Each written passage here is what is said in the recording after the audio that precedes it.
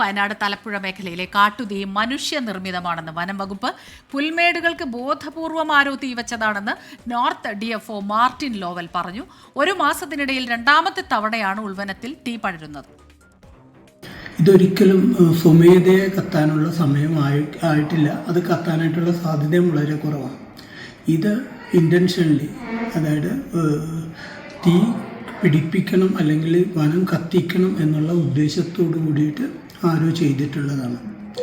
കഴിഞ്ഞ ദിവസം ഉണ്ടായ തീ വനം വകുപ്പും ഫയർഫോഴ്സും പിന്നെ അതുപോലെ വാച്ചേഴ്സും എല്ലാവരും ഉൾപ്പെടെ നമുക്ക് കൺട്രോൾ ചെയ്യാൻ പറ്റി. എങ്കിലും പക്ഷേ ഈ സമയത്ത് ഇങ്ങനെ കാട്ടുതീ ഉണ്ടാകുന്നത് ഇവിടുത്തെ ജനങ്ങളോട് ചെയ്യുന്ന ഏറ്റവും വലിയ ഒരു അനീതിയാണ്. അതിനിടെ കമ്പമലയിൽ പുൽമേട്ടിൽ വീണ്ടും തീപിടുത്തമുണ്ടായി. കഴിഞ്ഞ ദിവസം തീപിടിച്ച അതേ സ്ഥലത്താണ് ഇന്നും അഗ്നിബാധയുണ്ടായത്. സുർജിത്ത് അയ്യപ്പത്ത് ചേരുന്നുണ്ട് വയനാട്ടിൽ നിന്ന്. സുർജിത്ത്, അദ്ദേഹം പറഞ്ഞ ഒരു കാര്യമെന്ന് പറഞ്ഞാൽ വലിയ ഗൗരവമേറിയ ഒരു കാര്യമാണ്. ആരാണ്, എന്തിനാണ് ഇങ്ങനെ ചെയ്യുന്നത്? അങ്ങനെ ഒരു കാര്യമാണ് അദ്ദേഹം പറഞ്ഞത് സത്യമാണെങ്കിൽ പിന്നെ ഇപ്പോൾ ഇന്നും തീപിടുത്തമുണ്ടായി എന്ന്.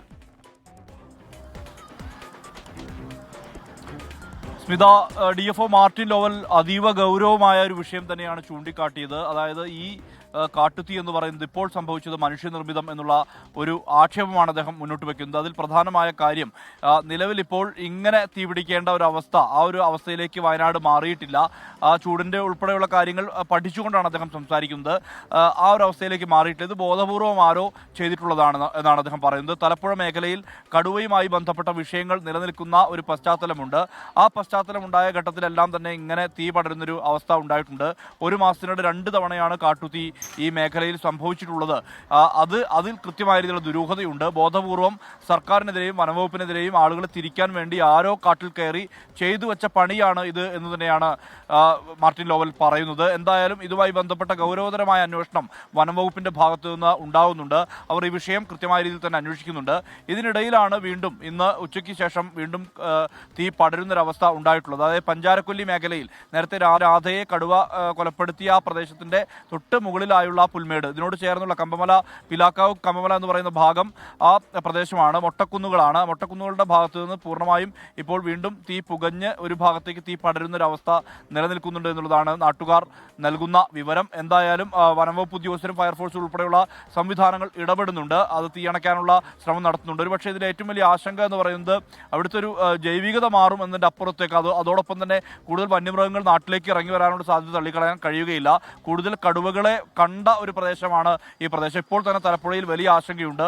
കൂടടക്കം വെച്ചിട്ടുണ്ട്. ഇതിനിടയിലാണ് ഇങ്ങനെ വീണ്ടും കാട്ടുതീ എന്നുള്ള സംഭവം ഉണ്ടാകുന്നത്. അത് മനുഷ്യനിർമ്മിതം തന്നെയാണ് എന്നുള്ള തരത്തിലുള്ള നിഗമനത്തിലാണ് വനംവകുപ്പ് എത്തിച്ചേർന്നിരിക്കുന്നത്. സുർജിത്ത് അയ്യപ്പത്താണ് വിവരങ്ങളുമായി ചേർന്നത്. പ്രകൃതി ദുരന്തങ്ങളാൽ വന്യമൃഗങ്ങളുടെ ശല്യത്താലൊക്കെ തന്നെ വലിയ രീതിയിൽ ബുദ്ധിമുട്ടുകയാണ് വയനാട്ടിലെ ജനങ്ങൾ. അവരുടെ മേൽ ഇനിയും ഇതുപോലെയുള്ള പ്രശ്നങ്ങൾ ഉണ്ടാക്കി അവരുടെ ജീവിതം ദുരിതത്തിലാക്കരുത്. അങ്ങനെ എന്തെങ്കിലും സംഭവിക്കുന്നുണ്ടെങ്കിൽ അതുപോലെ ഇദ്ദേഹം ഈ പറയുന്ന കാര്യത്തിൽ അന്വേഷണം നടക്കണം. ശക്തമായ അന്വേഷണം തന്നെ നടക്കണം. കർശനമായ നടപടി ഉണ്ടാകണം.